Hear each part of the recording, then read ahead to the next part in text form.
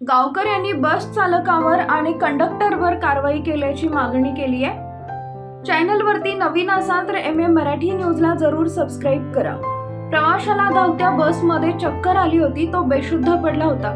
बस आगारात पोहोचल्यानंतर त्याला रुग्णालयात नेण्यात आलं, परंतु डॉक्टरांनी तपासून त्याला मृत घोषित केले। गोंदिया तुमसर भंडारा या बसमध्ये देवाडी येथून एक प्रवासी बसमध्ये चढला होता। तुमसर शहराच्या वेशीवर त्याला भोवळ आली आणि तो बेशुद्ध पडला। त्याच्या 2 साथीदारांनी सदर बस रुग्णालयात नेण्याची विनंती बस वाहकाला केली, परंतु त्यांनी काही एक न ऐकता वाद घातला।